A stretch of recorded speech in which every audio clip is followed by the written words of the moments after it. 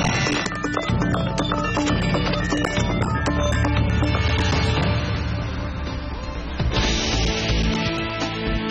उच्चतम स्तरों पर पहुंचा नैस्डैक। एशिया की मजबूत शुरुआत, एग्जीक्यूटिव फ्लैट। आज से शुरू होने वाली यूएस फेड की बैठक पर है बाजार की नजर।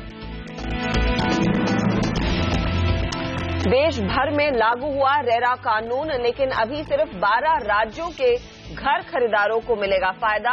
बाकी राज्यों ने अब तक नहीं बनाए नियम। अप्रैल में ऑटो कंपनी ने दर्ज की 16% ग्रोथ।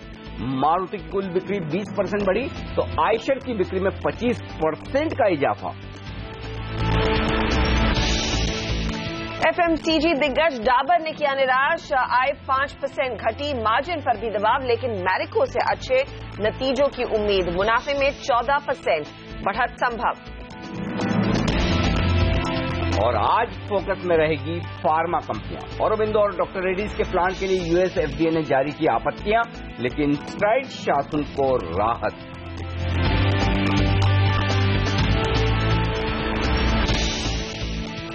लंबे वीकेंड के बाद भारतीय बाजारों की शुरुआत। दुनिया भर के बाजारों से है संकेत मजबूत। क्या फिर से रिकॉर्ड हाइज की तरफ बढ़ेंगे या 9300 को तोड़कर ट्रेड करेंगे, ये है बड़ा सवाल।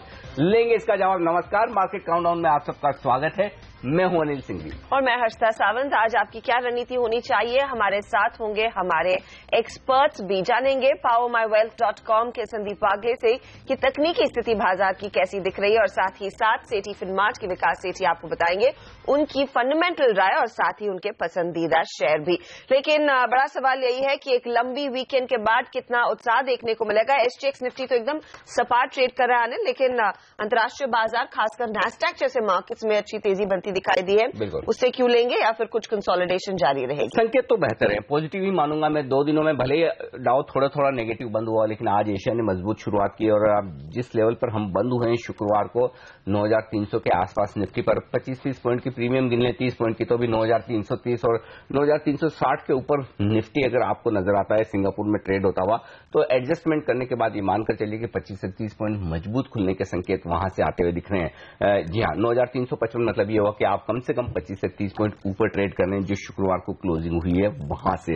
तो संकेत बुरे नहीं है, पहली बात। लेकिन हाँ, ये जरूर है कि ग्लोबल मार्केट्स अगले 2 दिनों के लिए काफी अहमियत वाले होंगे। एक तो फेड की बैठक जो आज रात से शुरू हो रही है, लेकिन हालांकि वहां पर कोई बहुत बड़े बदलावों की उम्मीद नहीं है, लेकिन जियोपॉलिटिकल डेवलपमेंट वहां पर नजर रखें, क्योंकि कहीं कहीं अगर वहां से कोई खबरें आती तो उस पर बाजार का रिएक्शन होगा। इस बीच जहां तक भारतीय बाजारों का सवाल है, इसमें कोई डाउट नहीं कि भारतीय बाजार मजबूती के साथ ट्रेड कर रहे हैं। और शुक्रवार को भी हम यही बात कर रहे थे कि 9300 के ऊपर की क्लोजिंग मिलनी चाहिए, भले ही कमजोर हो भी जाए तो वीकली क्लोजिंग बुरी नहीं है। और पिछले 4 सेशन हम 9300 के ऊपर बंद होते हुए दिखे, तो आज के लिए फिर निर्णायक लेवल 9300 का ही बनता है। तो इस लेवल पर नजर रखें, इस लेवल से सेंटिमेंट डिसाइड होगा बाजार का आज के लिए। 9250 9300 निफ्टी पर बेहद मजबूत सपोर्ट है, और जब तक ये रेंज नहीं टूटती, और मुझे लगता है बार बार इन लेवल के आसपास आपको खरीदारी आती हुई दिखेगी, इस रेंज के नीचे आने के बाद ही बाजार पहला संकेत थोड़ी सी कमजोरी का देंगे। लेकिन एक आंकड़ा जिसका जिक्र मैं बहुत कम करता हूं लेकिन आज करना चाहता हूं, और वो है वोलेटिलिटी इंडेक्स यानी कि विक्स। विक्स रिकॉर्ड लो पर ट्रेड करता हुआ दिखा है, 11 के नीचे है 10.86, और इसका मतलब ये कि बाजार ये मानकर चल रहा है कि अब आगे कोई ऐसी घटना है नहीं जिसकी वजह से उतार चढ़ाव हो। और जनरली ऐसा देखने को मिलता है कि जब इस तरह की बाजार में धारणा बन जाए कि उतार चढ़ाव कम होना है, नहीं होना है, या कोई ऐसी बड़ी घटनाएं नहीं है, तब बाजार आपको कहीं कहीं सरप्राइज करने की कोशिश करता है। वो सरप्राइज आज आए ना आए ये पता नहीं, लेकिन आने वाले कुछ सेशंस में आपको थोड़ा सा सावधान रहना चाहिए। वोलेटिलिटी इंडेक्स इस बात की ओर इशारा कर रहा है कि रिकॉर्ड लो पर आने के बाद यहां से वोलेटिलिटी बढ़ने की संभावना ज्यादा होती है, घटने की कम। पोजिशनल ट्रेडर्स के लिए 2 लेवल बेहद अहमियत वाले हैं, और तेजी के बाजार को ट्रेड करने का सिंपल तरीका वही है कि आपको अपना स्टॉप लॉस पता होना चाहिए 9250 निफ्टी पर क्लोजिंग बेसिस पर, और 22,150 बैंक निफ्टी पर क्लोजिंग बेसिस पर। जब तक आप इसके ऊपर बंद हो रहे हैं निश्चिंत रहें, घबराएं नहीं। निफ्टी खरीदे 9250 के स्टॉप के साथ आज के लिए, 9375 9400 का टारगेट ऊपर, 9400 के आसपास स्किल ट्रेडर्स शॉर्ट कर सकते हैं जो समझदार हैं और स्टॉप लॉस लगाना जानते हैं 25 पॉइंट की रिस्क लेकर और नीचे 9325 के आसपास। और अगर आपको शॉर्ट करना नहीं आता है कोई बात नहीं, जिन लेवल से 75 पॉइंट निफ्टी आपको करेक्शन दिखाए वहीं पर खरीद लीजिए। बैंक निफ्टी बेहतर है, ज्यादा मजबूत है। शुक्रवार को भी निफ्टी के मुकाबले में हरी निशान में जाकर बंद हुआ है, लाइफ टाइम हाई बनाई है। वहां पर आप 22,150 का इंट्राडे और क्लोजिंग दोनों ही बेसिस पर स्टॉप रखें 22,500 के टारगेट के लिए। जो सेक्टर्स पॉजिटिव है आज, बैंक्स, ऑटो, मिड और स्मॉल कैप शेयरों का एक्शन बरकरार रहेगा। नेगेटिव साइड पर फार्मा और कुछ हद तक एफएमसीजी शेयर थोड़े से दबाव में रह सकते हैं, लेकिन मूड खरीदारी का रहेगा और डिप्स पर वो तेजी करेंगे तो बेहतर रहेगा। 9,300 होल्ड करने की पूरी उम्मीद बाजार ने बीते हफ्ते लगाई थी, इस हफ्ते भी उम्मीद है कि उन लेवल्स को होल्ड करेंगे। संदीप पागले हमारे साथ है। संदीप, मुझे याद है पिछले हफ्ते से आप 9450 का टारगेट दे रहे हैं, इस हफ्ते वो पूरा हो पाएगा? Good morning Harshada, good morning Anil. Morning sir. मुझे लगता है इस हफ्ते हो पाएगा। पिछले हफ्ते ट्रंकेटेड वीक था तो शायद निफ्टी साइडवेज था और मैंने पिछले हफ्ते ये भी कहा था कि निफ्टी 9300 के नीचे क्लोज होगा तो वीक होगा। अभी तक क्लोज हुआ नहीं है और जिस तरह से बैंक निफ्टी का शेप मतलब पैटर्न है उसमें स्ट्रेंथ दिखता है, तो या तो निफ्टी बैंक निफ्टी को नीचे खींचेगा या बैंक निफ्टी निफ्टी को ऊपर खींचेगा, वो देखना होगा। लेकिन निफ्टी का 9300 के नीचे क्लोज होना ये नेगेटिव साइन होगा। अगर वो नहीं होता है तो मुझे लगता है 9450 का टारगेट आ जाएगा। तो मैंने 9270 के स्टॉप लॉस से बाय करने की सलाह दी है फॉर अ टारगेट ऑफ 9370। 1 से 2 दिन का व्यू है। बैंक निफ्टी की रेंज 22,200 से 22,700 है। मैं बहुत ज्यादा बैंक निफ्टी में बुलिश हूं और स्टॉक स्पेसिफिक मेरे 3 बाय एक्सेल है। ओके, उन स्टॉक्स पर आएंगे जरूर, लेकिन फिलहाल एफआईआईज की ओर से क्या इशारा है ये भी देख लेते हैं। कैश मार्केट में एफआईआईज ने कुछ बिकवाली की है, लगभग 1150 करोड़ की बिकवाली के आंकड़े। हालांकि वायदे बाजार की पोजीशंस काफी मजबूत दिखाई दे रही, 1300 करोड़ तक की खरीदारी उनकी ओर से और डोमेस्टिक इंस्टीट्यूशंस उस कैश में बिकवाली के सामने मोटा पैसा लगाते हुए दिखाई दे रहे। लगभग 1680 करोड़ से ज्यादा की यहां पर खरीदारी होती हुई। अनिल, इस आंकड़े को कैसे देखना चाहिए?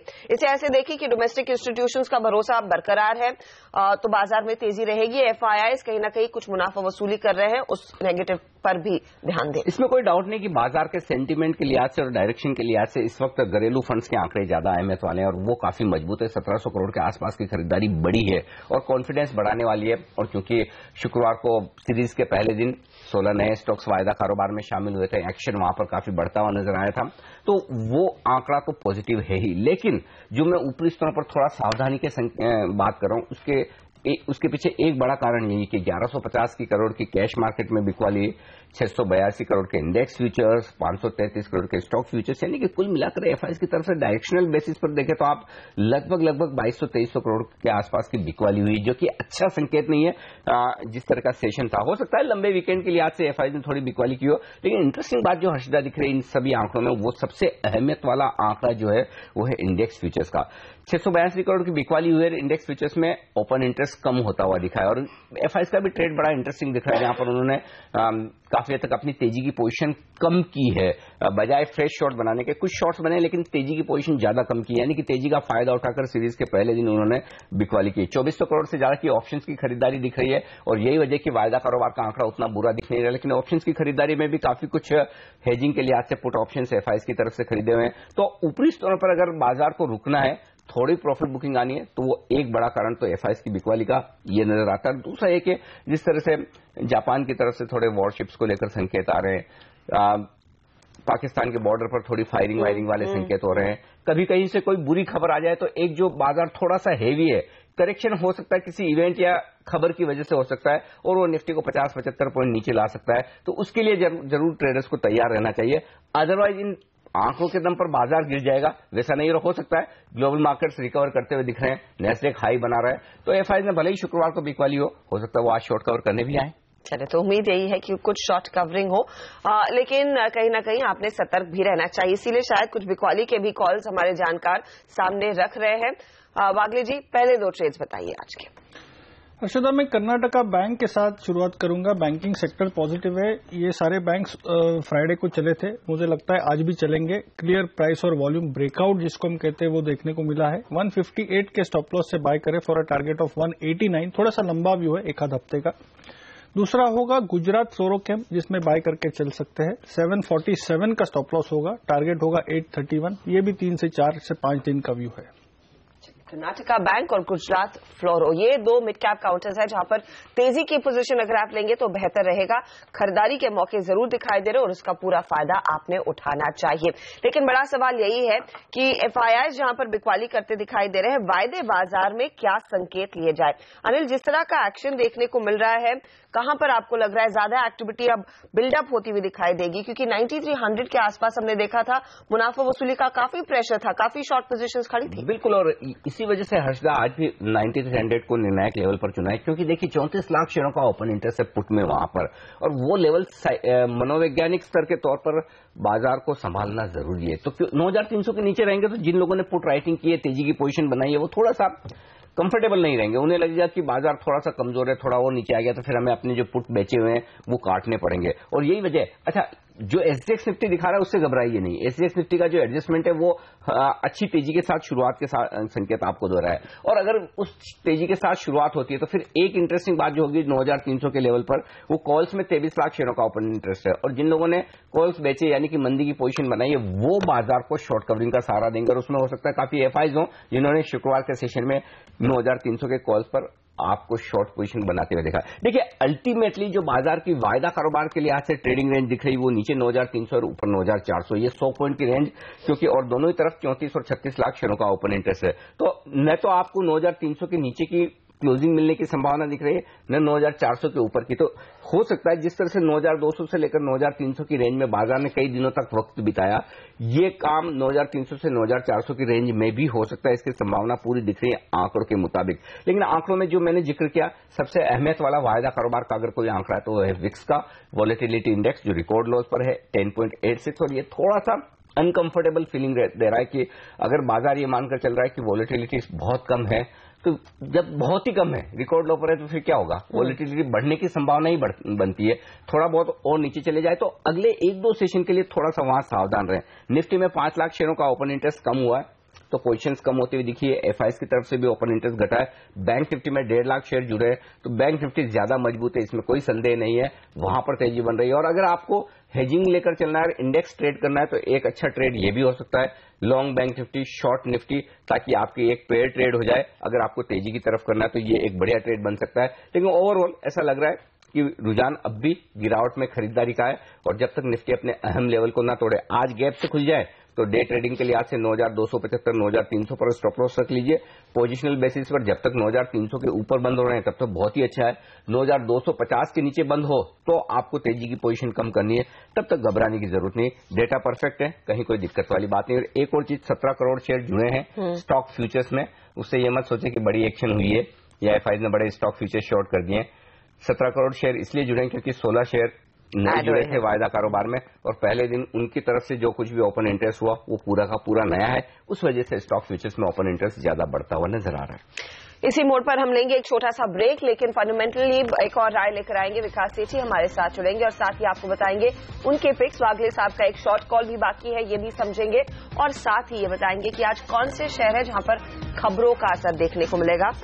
काफी चीजें हैं जिस पर बाजार आज रिएक्ट करेगा, रिजल्ट्स है, न्यूज है, इस सब पर एनालिसिस ब्रेक के बाद।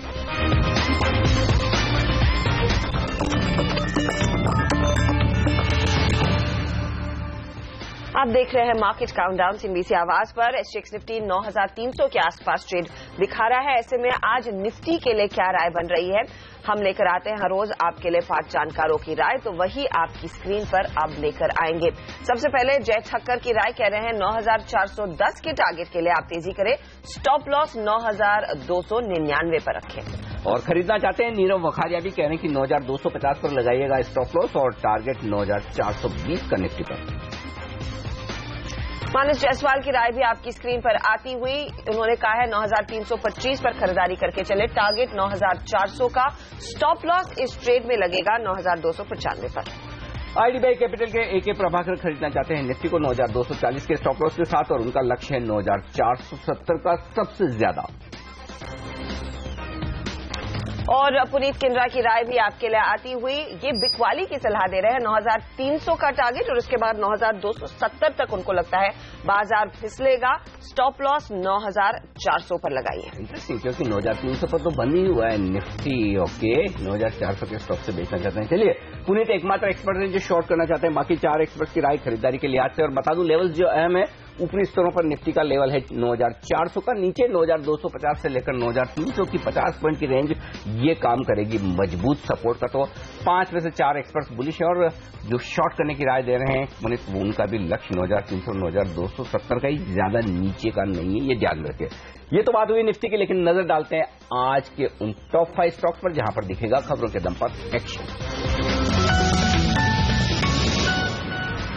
अप्रैल का महीना ऑटो कंपनियों के लिए बेहतरीन रहा है, रफ्तार बरकरार है और खास तौर से सबसे तेज रफ्तार में 2 स्टॉक, 2 कंपनियां मारुति 4 व्हीलर्स में शानदार नंबर्स पेश किए हैं अप्रैल के महीने के, और आयशर 2 व्हीलर्स में जिन्होंने बेहतरीन परफॉर्मेंस दी। इसके अलावा एस्कॉर्ट और ह्यूम मोटोकॉर्प टाटा मोटर्स ने भी अप्रैल महीने के अपने बिक्री के आंकड़े इस वीकेंड पर पेश किए।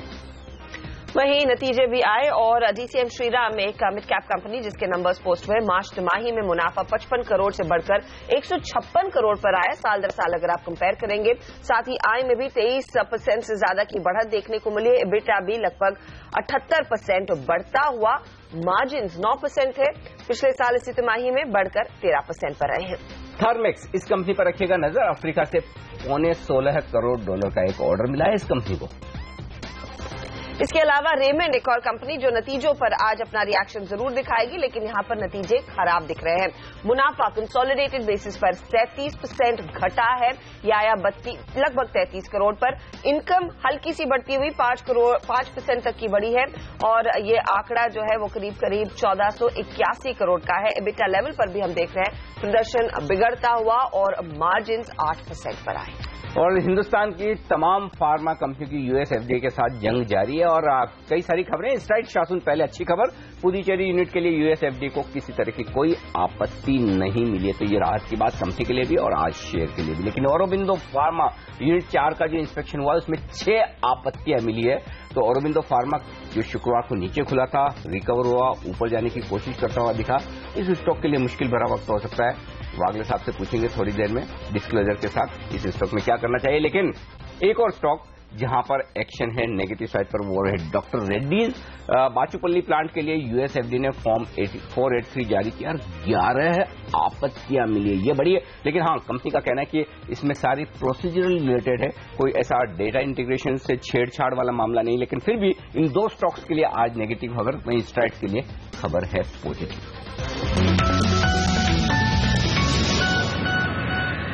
आप देख रहे हैं मार्केट काउंटडाउन सीएनबीसी आवाज पर। क्यूज थोड़े से पॉजिटिव है अगर आप स्टॉक्स पर नजर डालें, लेकिन एसजीएक्स निफ्टी 9,352 पर आ चुका है। तो ये फिलहाल प्रीवियस क्लोजिंग के मुकाबले स्थिति बेहतर ही दिखाई दे रही है।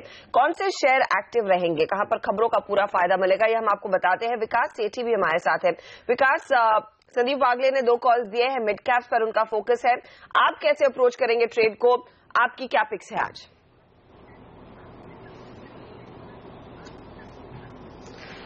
Good morning Harshita, good morning Anil ji. Morning sir. वैसे तो बाजार में बिल्कुल तेजी का माहौल है, तो मुझे जो एक प्रॉब्लमेटिक इश्यू नजर आ रहा है वो सिर्फ जियोपॉलिटिकल टेंशन है। अगर वो फ्लेयर अप होते हैं तो डेफिनेटली बाजार में एक अच्छा खासा करेक्शन हो सकता है। बाकी बाजार में अगर 30-40 पॉइंट निफ्टी कभी भी गिरता है तो डेफिनेटली खरीदारी करने का ही मौका होगा। और जो मेरी आज की टॉप बेट्स है उसमें जो F&O सेगमेंट से मैंने 2 स्टॉक चूज किए हैं, उनमें जो पहला स्टॉक है वो कर्नाटका बैंक, जो कि संदीप वागले जी ने भी आज टॉप पिक के रूप में उसको चूज किया है। इस स्टॉक में हमने फ्राइडे को एक बहुत अच्छी तेजी देखी है और वो एक्चुअली फेडरल बैंक के जैसे ही नतीजे आए और नतीजे बेहद ही शानदार थे। और उसके बाद हमने ये जितनी इसके आसपास जो इस तरह की प्राइवेट सेक्टर बैंक है वहां पे एक अच्छी तेजी देखी। और उसके बाद कर्नाटका बैंक में एक M&A की भी काफी अटकलें या बाजार में रूमर्स है, तो वो भी एक ट्रिगर था। और उसके अलावा मुझे लगता है इस क्वार्टर में इसके भी नतीजे फेडरल बैंक की तर्ज पर अच्छे आने चाहिए, तो I am bullish on Karnataka bank और मुझे लगता है आज भी इसमें तेजी रहेगी। और जो दूसरा स्टॉक F&O सेगमेंट से है वो है IRB इंफ्रा। इस स्टॉक में भी एक बहुत अच्छी तेजी पिछले कुछ दिनों से, जब से इन्होंने अपना इनविट लॉन्च करने की बातें करी है, वो हुआ है। और कल से इसका एक इनविट का जो इश्यू है वो लॉन्च होने जा रहा है और मुझे लगता है वहां पे रिस्पांस बहुत ही अच्छा मिलना चाहिए। और वैसे भी इंफ्रास्ट्रक्चर पूरा सेक्टर ही सुर्खियों में है। तो डेफिनेटली इस स्टॉक में एक तेजी की राय बनती है और मुझे लगता है आज भी इस स्टॉक में तेजी रहेगी, तो I would recommend a buy on IRB in fact the current levels. 3 stock मैंने कैश मार्केट सेगमेंट से है, जो कि अगर आप बोलो तो अभी डिस्कस करूं या बाद में? बिल्कुल बिल्कुल, बताइए दीजिए, लगे आप।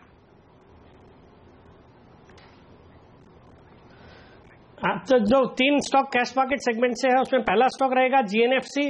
ये कंपनी एक बेहतरीन कंपनी है जो कि TDI बनाती है, और TDI के आजकल अटकलें हैं कि TDI पे एक एंटी डंपिंग ड्यूटी जो चाइना, कोरिया, जापान से इंपोर्ट होता है उस पर लग सकती है, तो उसका एक मेजर बेनिफिशियरी होगा। ये एक मोनोपोलिस्टिक टाइप की कंपनी है, TDI बनाने वाली अकेली भारत की कंपनी है। और इसके अलावा इस कंपनी को हाल ही में नीति आयोग ने जो छोटे टाउनशिप्स है उसको डिजिटाइज करने के लिए इस कंपनी को एक नोडल एजेंसी के रूप में नियुक्त किया है, उसका भी एक मेजर बेनिफिशियरी ये कंपनी होगी। तो इस लिहाज से मुझे लगता है इस स्टॉक में बिल्कुल एक लंबी अवधि में तो बहुत अच्छी तेजी देखी जा सकती है, और आज भी इस स्टॉक में एक अच्छी तेजी रहनी चाहिए। इसके अलावा जो चौथा स्टॉक रहेगा वो रहेगा फिलिप्स कार्बन ब्लैक। ये भी फंडामेंटली बहुत ही सॉलिड कंपनी है, कार्बन ब्लैक बनाने वाली सबसे बड़ी कंपनी है, और इसके भी फंडामेंटल्स बहुत अच्छे हैं, और मुझे लगता है आज यहाँ पे भी तेजी रहनी चाहिए। और जो फाइनल स्टॉक रहेगा वो एक पावर इंफ्रास्ट्रक्चर से रिलेटेड कंपनी है, अपार इंडस्ट्रीज। ये स्टॉक परसों कुछ 800 रुपए के आसपास बंद हुआ है, बट मुझे यहाँ पे भी बिल्कुल एक पावर सेक्टर में जिस हिसाब का फोकस है, इस तरह की कंपनियों को बहुत अच्छा उसका एडवांटेज मिलेगा, और मुझे लगता है इस स्टॉक में आज भी बिल्कुल तेजी देखी जानी चाहिए। तो ये है 2 बेहतरीन वायदा कारोबार के स्टॉक, कर्नाटक बैंक और IRB इंफ्रा। लेकिन कैश मार्केट में आप ट्रेड करना चाहते हैं तो 3 बेहतरीन पिक्स, GNFC, फिलिप्स कार्बन और अपार, इन पर रखिएगा नजर। निवेश के लिहाज से विकास जी की राय, लेकिन ट्रेडिंग के लिहाज से 2 स्टॉक बताएं। कर्नाटक बैंक तो आपके कॉमन हो गए हैं, और गुजरात फ्लोरो आपने भी कैश का बताया वागले साहब, बाकी 2 पिक्स।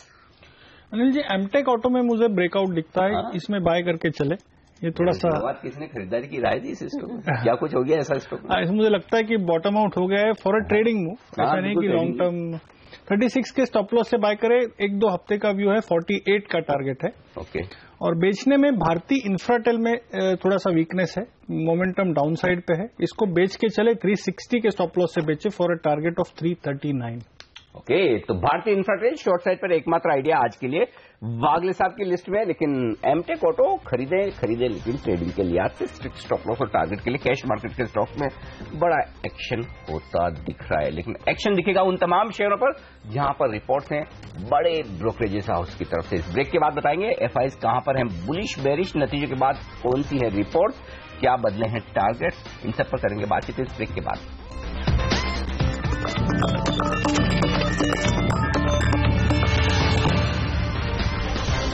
मार्केट काउंटडाउन में अब आपके सामने रखते हैं आज दिग्गज ब्रोकरेज हाउसेस के रेडार पर कौन से शेयर हैं, कहां पर अपग्रेड्स और कहां पर डाउनग्रेड्स। हमारे साथ जुड़ गई हमारी सहयोगी Sonam Mehta. Sonam, good morning Harshita. Ambuja cement के साथ शुरुआत करना चाहेंगे।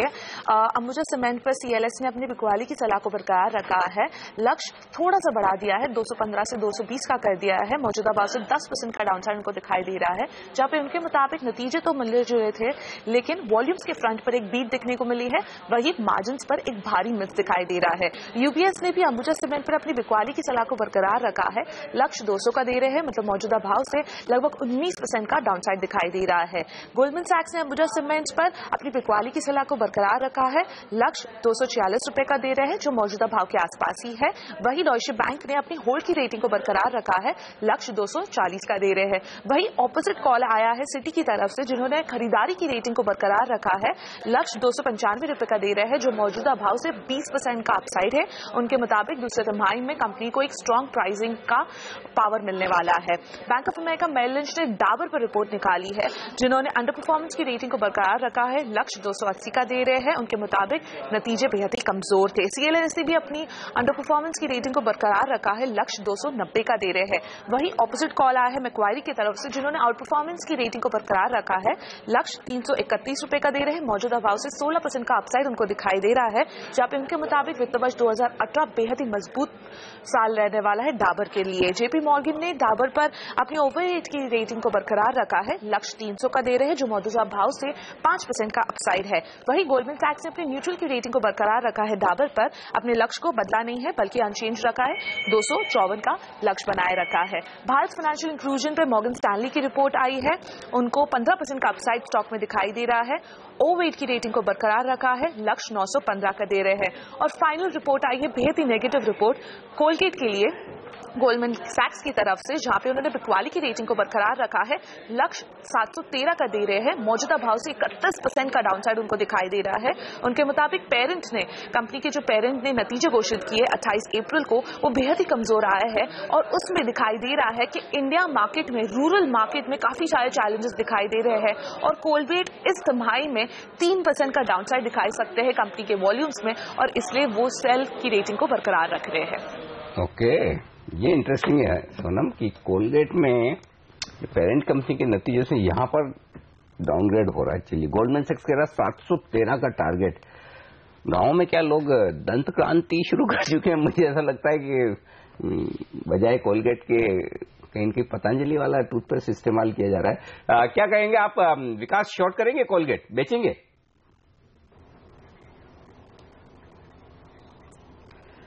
नहीं अनिल जी, कोलगेट जो स्टॉक है ये एक तिमाही के नतीजे, अभी तो नतीजे आने बाकी है भारतीय कंपनी के, बट एक तिमाही के नतीजे से कोलगेट जैसे स्टॉक पे कॉल नहीं लिया जा सकता। एक बहुत अच्छी कंपनी है, लॉन्ग टर्म के लिहाज से तो बिल्कुल इसमें निवेशित रहना चाहिए। बाकी अगर नतीजे जो पेरेंट के तर्ज पे अगर आते हैं तो डेफिनेटली थोड़ा बहुत एक नीजक रिएक्शन हो सकता है, but that should be used as a buying opportunity. हम एफएमसीजी कंपनियों की बात कर ही रहे हैं, कोलगेट की बात की तो लगे हाथ डाबर और मैरिको जिसके आज नंबर्स आने वाले, उस पर भी एक राय में आपकी विकास लेना चाहूंगी।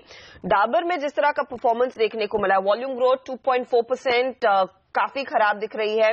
मार्जिन करीब 21%, 22% के आसपास आए हैं, लेकिन मुनाफा फ्लैट, सेल्स में ज्यादा कुछ बढ़त नहीं और ज्यादातर ब्रोकरेजेस कह रहे हैं, स्पेशली सीएलएस से तो कह रहा है कि अंडर परफॉर्मर रेटिंग कायम रहेगा। क्या आपको लग रहा है stock पिटेगा?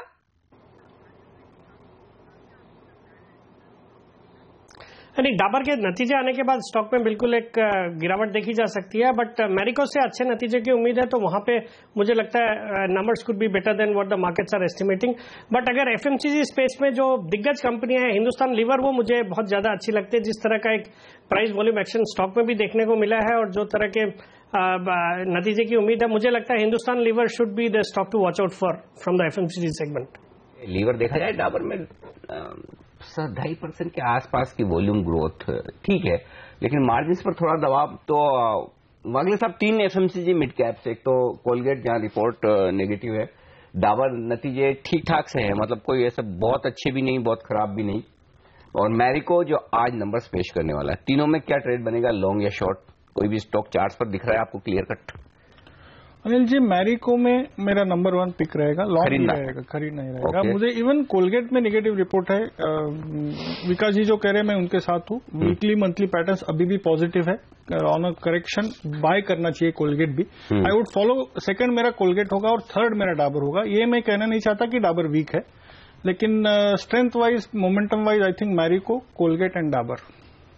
Okay, Marico top pick रहेगी। आज नंबर्स आने वाले हैं, याद रखिए, और हमारा अनुमान तो यही है कि वॉल्यूम ग्रोथ 6 से 7% के आसपास रहेगी और मार्जिन्स करीब 17% के आसपास रहेंगे। अच्छी सेल्स की भी आंकड़े आते हुए दिखाई देंगे। फार्मा कंपनियां, जैसे अनिल भी पॉइंट आउट कर रहे थे कि ये यूएस एफडीए के साथ रसाकशी कायम है और ऑरबिंदो डॉक्टर रेड्डीज के लिए वो नेगेटिव डेवलपमेंट्स आती हुई, क्या ये नेगेटिव बाजार कहीं ना कहीं साथ साथ में पचा रहा है विकास जी, या फिर आपको लग रहा है जब भी ऐसी डेवलपमेंट आती है, खासकर कि डॉक्टर रेड्डीज की 11 ऑब्जर्वेशंस यूएस एफडीए की ओर से, 6 आपत्तियां ऑरबिंदो की इंजेक्टेबल्स यूनिट के लिए, झटका लगेगा आज क्या? नहीं, बिल्कुल लगता है ये जो दोनों स्टॉक्स हैं उनमें आज बिल्कुल एक गिरावट देखी जानी चाहिए। यूएस एफडीए से नेगेटिव न्यूज है, अब तो फार्मा स्टॉक्स का कोई भरोसा ही नहीं रह गया। अब कल आपके टेक्निकल इंडिकेटर्स कुछ भी बता रहे हो और by the end of the day या इवनिंग को अगर कुछ इस तरह की न्यूज आती है तो उसका एक रिवर्स ओपनिंग ही हो जाती है। तो डेफिनेटली ये दोनों स्टॉक में तो नेगेटिव रुझान रहेगा ही, बट जो स्ट्राइड्स आर्कोलैब जिसके लिए एक पॉजिटिव खबर है, वहां पे मुझे लगता है आज तेजी बननी चाहिए। तो these would be my calls from the pharma space. Chart पर ऑरबिंदो डॉक्टर शॉर्ट है, स्ट्राइड्स शासन लॉन्ग है। स्ट्राइड्स में पॉजिटिव मोमेंटम बिल्कुल है। ऑरबिंदो में आई थिंक हमने लास्ट वीक बात की थी कि 620 ब्रेक होता है, तो शायद 585 580 तक जा सकता है। शायद मुझे वो आज के दिन में या आज और कल में 585, शायद इवन 5 उससे थोड़ा सा नीचे जा सकता है। और जैसा मैंने कहा, मेरा डिस्क्लोजर रहेगा, मेरे फैमिली पोर्टफोलियो में अभी अनफॉर्चुनेटली कहना पड़ेगा। डिस्क्लेमर नहीं, दिल पे पत्थर रखे आपके। और आप नमक मसाला मिर्च लगा। नमक मसाला, मैं तो जो है सच बता, मुझे तो पूछना पड़ेगा, अब तो पूछेंगे। बिल्कुल। मतलब ये मैसेज जाना जरूरी है कि अगर आप गलती करो और उसको पकड़ के रखो, लेकिन वो ट्रेडिंग पोजीशन और इन्वेस्टमेंट वाला तो आपको बहुत लोग पूछते हैं मुझे शाम को फेसबुक लाइव में, वागले साहब औरोबिंदो फार्मा कब बेचेंगे? मैंने कहा ये तो नहीं पता कब बेचेंगे, लेकिन जब बेचेंगे तब हम जरूर बताएंगे आपको। चलिए, तो फिलहाल शॉर्ट टर्म व्यू अगर आपका औरोबिंदो फार्मा पे है तो वागले साहब की राय मंदी करने की 580-85 ये लेवल है जिस पर नजर रखिए, वहां पर जाकर रुक सकता है एक बार। ये है स्टॉक आपके लिए रेडार पर। लेकिन एक स्टॉक, इस स्टॉक में क्या हो गया समझ में नहीं आता। मारुति, क्या स्टॉक है, क्या कंपनी की परफॉर्मेंस है, गजब। मतलब ये किसी लेवल से रुकने वाला स्टॉक लगता नहीं है। जिस तरह की शानदार ग्रोथ 20% के आसपास की फिर से अप्रैल के महीने में आई, ऐसी कंपनियां कहां मिलती है? क्या इन लेवल्स पर भी खरीदा जाए इन्वेस्टमेंट के लिहाज से? क्या कहेंगे विकास?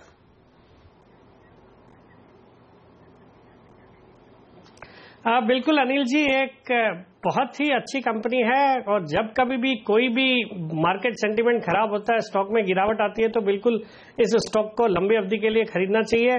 कल भी जो नंबर्स पेश किए हैं अप्रैल के लिए, बहुत ही शानदार नंबर्स हैं। इनके जो 2 मॉडल्स हैं, बलेनो और ब्रेजा, ये दोनों में अभी भी वेटिंग पीरियड है, तो डेफिनेटली बहुत अच्छा स्टॉक है। और जिस तरह से मिडिल क्लास की इनकम लेवल्स बढ़ रही है भारत में, Maruti would be a major और बिगेस्ट बेनिफिशियरी ऑफ दैट।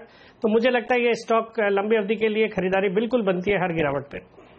और एक्चुअली इंटरेस्टिंग बात मैं देख रहा था कि जनरली है ना, यंगस्टर्स है ना, वो मारुति की गाड़ियां कम पसंद करते हैं। उनको ये चाहिए कि कोई बड़ी फैंसी गाड़ियां हों, उस तरह के। लेकिन ब्रेजा, ये एक ऐसी गाड़ी जो यंगस्टर्स में जबरदस्त पॉपुलर हो रही है, तो मतलब ये इंटरेस्टिंग है। अच्छा, चार्ट पर आप क्या खरीदेंगे? दो ऑप्शन है, एक तो 4 व्हीलर है, आप मारुति ले सकते हैं, और अगर आप 2 व्हीलर ड्राइव करना चाहें आयशर मोटर्स। दोनों में से क्या बेहतर है? आप मतलब व्हीकल की बात कर रहे हैं या चार्ट मतलब स्टॉक की बात कर रहे हैं? दोनों ही बता दें, हमें तो दोनों ही जानने में इंटरेस्ट है।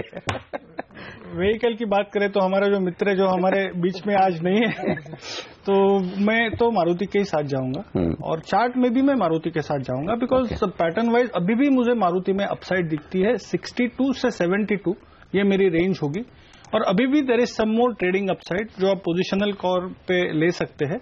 और मुझे नहीं लगता है एनीथिंग नियरिंग 63-62 ये शेयर मुझे लगता है लपक लेना चाहिए। 63-62 ऑन अ करेक्शन, मतलब नहीं, एक मिनट में 200 रुपए नीचे। हाँ, 6,500 से लेकर 200 रुपए गिरता है। 6,362 आपने ये लेवल है, 6,300 6,200 अच्छा वो लेवल पे। और मुझे नहीं लगता ये स्टॉक 6,000 के नीचे जाएगा। ऑन द अपसाइड 7,200 7,300 तक अगले कुछ हफ्तों से महीनों में जा सकता है। वही कॉन्फिडेंस है जो रिलायंस में था आपको 1200 के आसपास? नहीं, उसमें थोड़ा ज्यादा था। अब इनफैक्ट विकास, टाटा मोटर्स पर भी मैं आपकी राय लेना चाहूंगी, क्योंकि हमने देखा पिछले हफ्ते टाटा मोटर्स डीवीआर दोनों में कुछ एक्यूमुलेशन बनता हुआ दिखाई दिया है, लेकिन इस बारी आंकड़े कुछ खराब दिख रहे हैं। ऑफकोर्स ये जो सीवी सेल्स है उसमें गिरावट है BS3 नियमों को लेकर, उससे कंपनी के आगे उभर पाएगी, या फिर जो हम कहते हैं ना इकोनॉमी में जब तक सीवी सेल्स में तेजी से रफ्तार आती नहीं ना दिखाई दे, वो इकोनॉमी भी थोड़ी सी ढीली पड़ती है, उसकी तरफ एक इशारा है।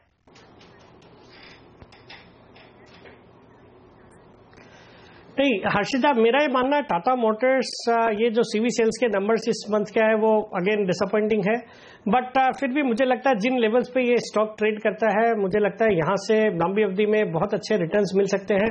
डेफिनेटली वैल्यूएशन के लिहाज से देखें तो बाकी जो ऑटो कंपनीज है उनसे वैल्यूएशन के लिहाज से काफी सस्ता है, और इनकी जो JLR का परफॉर्मेंस बहुत ही अच्छा रहा है। तो मुझे लगता है टाटा मोटर्स में अगर आज इस न्यूज के कारण थोड़ी बहुत गिरावट आती है तो डेफिनेटली एक्यूमुलेट करना चाहिए, और अगर समय देंगे तो यहां से बहुत अच्छे अपसाइड्स देखने को मिलेंगे। ओके, टाटा मोटर्स गिरावट मिले तो खरीदारी करें, और जब ग्लोबल मार्केट्स मजबूत हो तो ये गिरता है नहीं, दिक्कत ये मजबूती रहता है। चलिए वक्त एक ब्रेक का, और इस ब्रेक के उस पार हमारे साथ सीरीज की शुरुआत में जो शुक्रवार को हुई, आज दूसरा ही सेशन है, तो FNO में क्या एक्शन हो रहा है और आगे कौन से स्टॉक्स है जो वायदा कारोबार में आपके लिए आज ट्रेडिंग के लिहाज से होंगे फायदेमंद। सुमित बगड़िया हमारे साथ जुड़ चुके हैं, चॉइस ब्रोकिंग के एसोसिएट डायरेक्टर, उनसे करेंगे बातचीत इस छोटे से ब्रेक के बाद।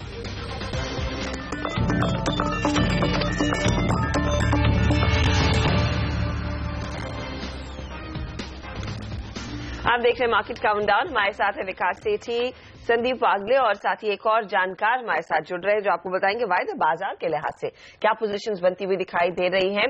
सुमित बगाड़िया, सुमित गुड मॉर्निंग, बताइए क्या ट्रेड लेंगे आज, क्या इशारा है? Good morning Harshada. Well yes absolutely, फिलहाल अभी तक एक बार यहाँ से तेजी का ही व्यू बन रहा है मार्केट्स के अंदर।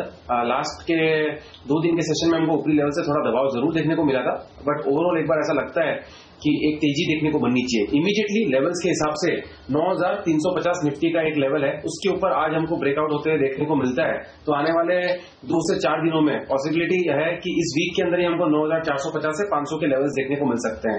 तो आई थिंक निफ्टी 9350 का लेवल ब्रेक करने के बाद खरीदारी करें। नीचे में स्टॉप लॉस लगाए 9280 के लेवल्स, और इसमें फ्रेश वीकनेस हमको तभी देखने को मिलेगी निफ्टी के अंदर जब 9280 के लेवल्स ब्रेक होते हैं। जब तक वो लेवल्स ब्रेक नहीं होते तब तक 9450 9500 के लेवल्स के लिए हमको टारगेट के लिए हमको तेजी ही करनी चाहिए निफ्टी के अंदर। ओके, तेजी करें निफ्टी में, ये राय है सुमित की। लेकिन निफ्टी के मुकाबले में बैंक निफ्टी ज्यादा मजबूत दिख रहा है, उस पर भी राय लेंगे। लेकिन उससे पहले हमारे साथ कोलकाता से simivomik.com की सिमी भौमिक जुड़ चुकी है कार्यक्रम में, लेते हैं पहले उनसे उनकी top trading picks. Good morning Simi, स्वागत है आपका सीएनबीसी आवाज पर। बढ़ाइए, कौन से स्टॉक चुने आज आपने और क्या तेजी करेंगी सब जगह? गुड मॉर्निंग अनिल जी। तेजी खेलना चाहिए क्योंकि मार्केट में जो स्ट्रेंथ है अभी भी मुझे लगता है कि बाय ऑन डिप स्ट्रैटेजी रखेंगे। और जहां पे मार्केट आके निफ्टी आके बैठ गया है, यहाँ पे मेजर सपोर्ट है 9300 से 9290, यही सपोर्ट एरिया है। आज सुबह अगर निफ्टी उस रेंज को होल्ड करेगा तो निफ्टी को भी बाई करके ही खेलेंगे। मैंने आज इंट्राडे के लिए 3 स्टॉक चूज किया था। एक तो हिंडाल्को, जिसमें एक अच्छा ब्रेकआउट आया था 200 के ऊपर। मुझे लगता है कि इसमें अच्छा तेजी अभी भी मेंटेन होना चाहिए। 206 से 7 तक का मेरा टारगेट है। 196 के नीचे स्टॉप लॉस लगाएंगे। मेरा दूसरा स्टॉक है मारुति सुजुकी। रिजल्ट्स के बाद अच्छा मोमेंटम इसने भी शो किया है। आज के दिन के लिए 6630 6646 ये ऐसा टारगेट है मेरा। 6450 के नीचे स्टॉप लगा के कोई भी डीप में खरीदारी करने का सलाह है मेरा। मेरा थर्ड स्टॉक होगा मदरसन सुमी, जिसमें 400 के ऊपर क्लोजिंग आया था। अच्छा ब्रेकआउट उस दिन आया था लास्ट फ्राइडे को। आज भी मुझे लगता है कि 395 के नीचे स्टॉप लॉस लगा के कोई भी डीप में या करंट लेवल्स पर खरीदारी करनी चाहिए। ओवरऑल मुझे लगता है कि 413 से 415 का टारगेट आएगा। हो सकता है इंट्राडे में पॉसिबल है, नहीं तो कल तक ट्रेड लेके जाएंगे अगर स्टॉप लॉस ट्रिगर ना हो। ओके, Motherson Sumi in fact auto ancillary में हमने देखा था बीते हफ्ते कुछ ट्रैक्शन आता हुआ दिखाई दिया था। फ्राइडे का सत्र खासकर एमटेक ऑटो इनफैक्ट वागले साहब ने भी कहा है और सिमी कह रही है कि मदरसन सुमी में तेजी की पोजीशन लेनी चाहिए। सुमित, ऑप्शंस मार्केट में आपको कोई इंटरेस्टिंग ट्रेड दिख रहा है क्या? यस एब्सोल्युटली, ऑप्शंस के अंदर ऐसा लगता है कि ओएनजीसी को सिलेक्ट करना चाहिए। After a long time ONGC ने एक तेजी दिखाई है कल के लास्ट वीक फ्राइडे के सेशन के अंदर, और एक हमको लोअर लेवल से बहुत अच्छा मूव देखने को मिला था। उस मूव को देखते हुए ऐसा लगता है ओएनजीसी यहां से 10 से 15 रुपए की तेजी आने वाले 7 दिनों के अंदर दिखा सकता है। 1 week to 7 to 8 days time horizon में हमको दिखा सकता है। तो ओएनजीसी का 190 का कॉल बाय करके काम करना चाहिए 3 से 3.5 रुपए के बीच में। कल की क्लोजिंग 3 रुपए 40 पैसे थी। इसके अंदर नीचे में 2 रुपए का स्टॉप लॉस लगाना होगा, और स्पॉट लेवल्स हमको लगता है कि ओएनजीसी का 195 से 200 के लेवल्स हमको जल्दी ही देखने को मिलेंगे। अगर ऐसा होता है तो हमको ये कॉल की वैल्यू ऊपर में 6 रुपए से 9 रुपए इमीडिएटली देखने को मिलेगी। रिस्क रिवॉर्ड रेशियो भी बहुत अच्छा है, इसलिए इसके अंदर काम करना चाहिए बाय करके। ओके, तो ओएनजीसी का कॉल ऑप्शन खरीदें 190 रुपए वाला। और बड़े दिनों बाद सही कहना है सुमित की, इस स्टॉक में एक्शन फिर से लौटता हुआ दिखा। काफी लोगों का पेशेंस टेस्ट कर रहा था कि ये शेयर कब चलेगा, लेकिन निफ्टी को 9300 के ऊपर बंद करने में काफी कुछ योगदान ओएनजीसी का रहा है, काफी कुछ योगदान बैंकिंग शेयरों का रहा है। उस पर भी राय लेंगे, लेकिन उससे पहले सुमित अपनी टॉप ट्रेडिंग पिक्स बताइए आज की। अनिल जी, 2 स्टॉक्स चूज किए हैं, जिसमें से एक बैंकिंग का है एसबीआई।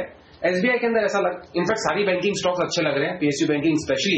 एसबीआई को इसके लिए सिलेक्ट किया है क्योंकि एसबीआई के अंदर हमें कल आफ्टर अ लॉन्ग टाइम जो ऊपर के लेवल्स पे जो रेजिस्टेंस फेस हो रहे थे वो ब्रेक होते हुए देखने को मिले हैं। 283 के स्टॉप लॉस से एसबीआई को बाय करना चाहिए, जिसके अंदर इमीडिएट टारगेट हमको 298 से 302 के लेवल्स 4 से 5 दिनों के अंदर देखने को मिल सकते हैं। बहुत अच्छा इसके अंदर मूव देखने को मिल रहा है, और ऐसा लगता है कि आने वाले दिनों में और भी अच्छा मूव देखने को मिलेगा। तो इसके अंदर बाइंग पोजिशन होल्ड करनी चाहिए और फ्रेश बाय भी करना चाहिए प्रेजेंट लेवल्स पे। एट द सेम टाइम दूसरी तरफ मेटल स्टॉक्स के अंदर एक जो पॉज और एक करेक्शन हमको देखने को मिला था पिछले 20-25 दिनों में, उसके बाद हमको अब यहां से रिकवरी और पुलबैक का संकेत दिखाई दे रहा है, जिसके अंदर मोस्टली मेटल स्टॉक ने एक तेजी का व्यू दिखाया है लास्ट के 2 सेशंस के अंदर। आज के लिए वेदांता को यहां पे सिलेक्ट किया जा सकता है। ऊपर में इसमें 260 तक का मूव दिखाई दे रहा है आने वाले हफ्ते से 10 दिन के अंदर। प्रेजेंट लेवल्स पे बाय करें, प्रेजेंट लेवल से कोई 2-4 रुपए की गिरावट मिलती है तो अच्छा बाइंग अपॉर्चुनिटी होगा। नीचे में स्टॉप लॉस लगाना पड़ेगा 235 और ऊपर में टारगेट 255 से 260 लेवल हफ्ते से 10 दिन के लिए। तो तेजी में पूरी तरह से सुमित है Vedanta, SBI, of course ONGC के कॉल में भी तेजी की पोजीशंस लेने की सलाह इनकी ओर से आई है। लेकिन एक स्टॉक जो आज थोड़ा सा निराश करेगा वो शायद अंबुजा सीमेंट रहेगा, बिकॉज स्पेशली जिस तरह से वॉल्यूम्स हमने देखे हैं और कंपनी के मार्जिन्स में उम्मीद से ज्यादा दबाव देखने को मिल रहा है। क्या रिएक्शन देखने को मिल सकता है? एफआईआई ब्रोकरेजेस ने तो कह दिया है सेल करना चाहिए स्टॉक को।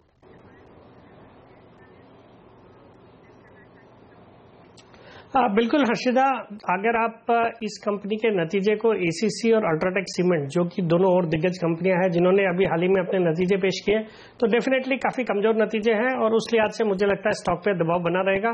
तो मेरी राय में अगर फ्रंटलाइन सीमेंट कंपनीज पे किसी को बने रहना है तो UltraTech cement would be my preferred pick. UltraTech बेहतर है। वैसे भी एसीसी, अंबुजा और अल्ट्राटेक में तीनों में नतीजे अल्ट्राटेक के ज्यादा बेहतर है। अंबुजा के तीनों में नतीजे कमजोर दिखे, लेकिन शॉर्ट करना हो तो फिर क्या अंबुजा सीमेंट ठीक है शॉर्ट करने के लिए, या फिर गिरावट का इंतजार करें वहां पर करें खरीदारी? देखिए, सेंटीमेंट तो थोड़ा सा वीक ही होगा। मुझे लगता है कि शॉर्ट में एक थोड़ा सा जो लोअर साइड सपोर्ट 234-35 के आसपास ये स्टॉक वापस मिल सकता है। आज इंट्राडे में अगर 240 से नीचे जाके मेंटेन करता है तो 4-5 रुपया का डाउन साइड के लिए मुझे लगता है कि कोई भी शॉर्ट कर सकते हैं, पर 235-234 एक मेजर सपोर्ट एरिया होगा। और मुझे सचमुच ये ऐसा एक्सपेक्टेशन नहीं है कि ये स्टॉक बहुत जल्दी इस रेंज को तोड़ के उससे नीचे चला जाएगा। तो वहां पे आने के बाद अगर वो लेवल होल्ड होता है तो मैं कॉन्ट्रेरियन लॉन्ग करके देखना चाहूंगी, पर फिलहाल सेंटीमेंट थोड़ा सा वीक है। आज जो वीकनेस के साथ ही खुल सकता है। 240 के नीचे फ्रेश वीकनेस होगा, मतलब फ्रेश शॉर्ट, नहीं तो शॉर्ट नहीं करेंगे। 240 अगर टूटता है तब नई शॉर्ट पोजीशंस लेनी चाहिए, उससे पहले नहीं। हम लेंगे एक छोटा सा ब्रेक। कई और स्टॉक्स रेडार पर रहेंगे, उन पर भी चर्चा करेंगे। आप बने रहिए सीएनबीसी आवाज के साथ।